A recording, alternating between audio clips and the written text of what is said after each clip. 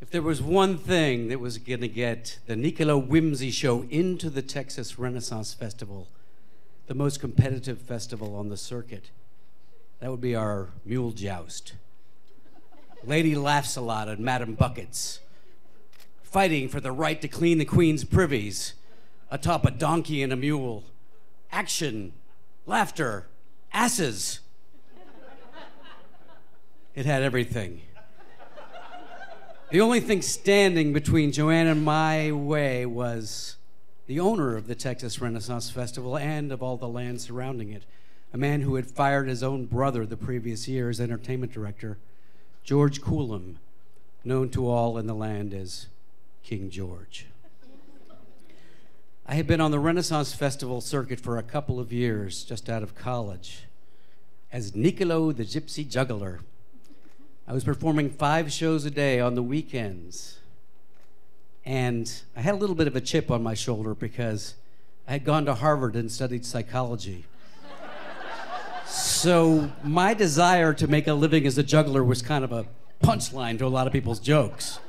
Oh, so you went to Harvard and you're juggling for a living. Bet your parents love that. Truth is, my parents were pretty cool about it. I think they thought it was a phase.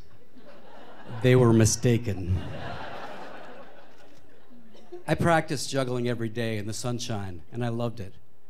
In my show, I did a 6-ball half shower, which is like 2 converging rainbow waterfalls.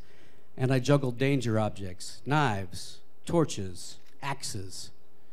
My axe heads were kind of heavy, so I had to drill holes in them, and I called them axe holes. The jokes were flying.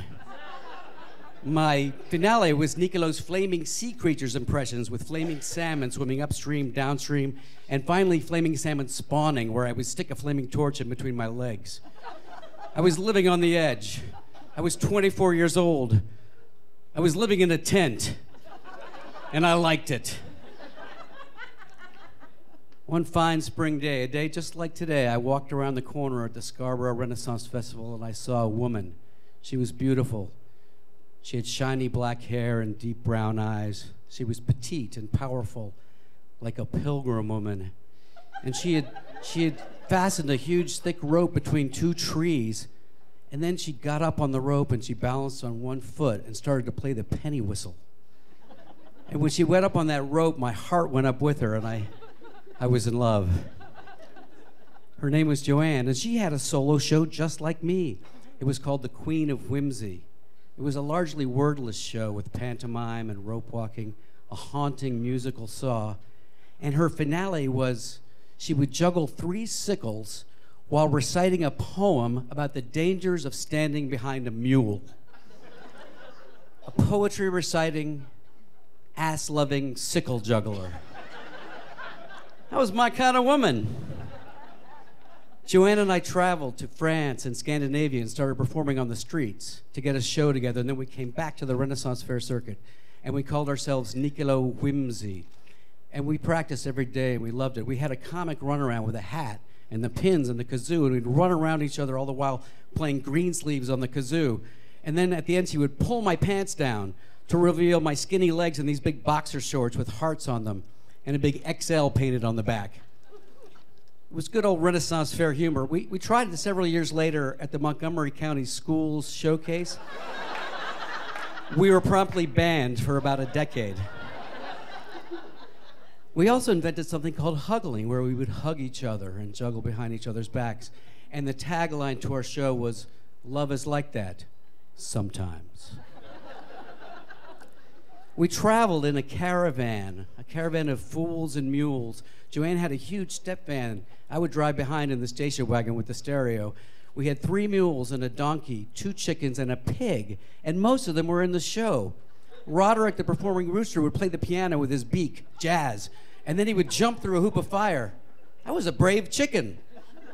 We had a pig named Venus. She would burst through a paper star and run at the terrified audience, all 300 pounds of her. Then she would walk in and out of the Queen of Whimsy's legs and deliver her a rose. Her finale was sitting on a whoopee cushion. There was humor everywhere. But the jewel in the crown of the Niccolo Whimsy Show offerings was the mule joust. Lady Laughs-A-Lot atop our donkey bingo. That was Joanne. Bingo wore the striped tights, and he had a little jaunty straw hat with his ears sticking out. And Madam Buckets would ride Agnes the mule, and she wore a bucket on her head and a mop, and they would square off with the mop and the broom, and I would get the crowd to cheer, laughs a lot, we like her ass a lot. The ass jokes just kept writing themselves.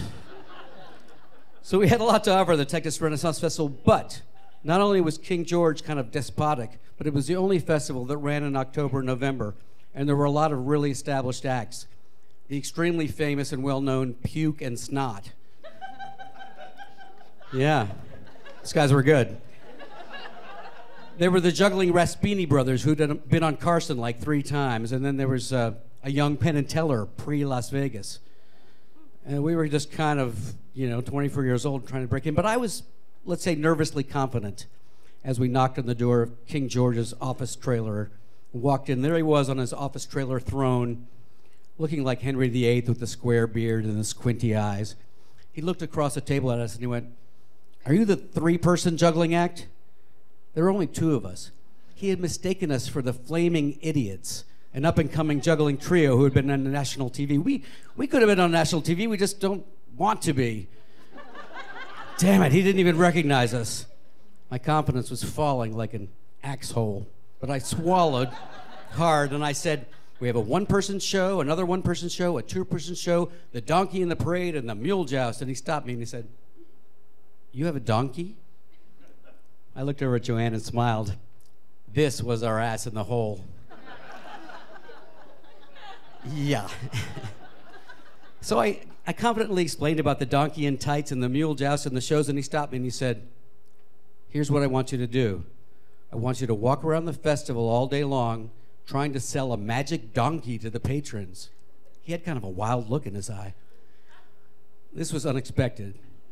So I said, "Well, yeah, after the solo and duo shows, we could sell the magic donkey and before the mule joust." And he said, "I don't want any solo shows. I don't want any duo shows. I don't want any mule joust. I want you to walk around, the 2 of you, all day selling a magic donkey." I was imagining my upcoming Harvard reunion. "So, Nick, how's that juggling thing working out?" "Well, actually, I'm in the magic donkey business now. It's surprisingly robust, given the economy." Joanne and I looked at each other, and we stood up. I mumbled something about getting back to him, and we started to walk out of his office, and then I turned around and I said, "We're not the Flaming Idiots. We're the Nicola Whimsy Show, and we invented huggling." And Joanne looked at him with a withering look that only she could give, and she said, "And the donkey has a name. It's Bingo."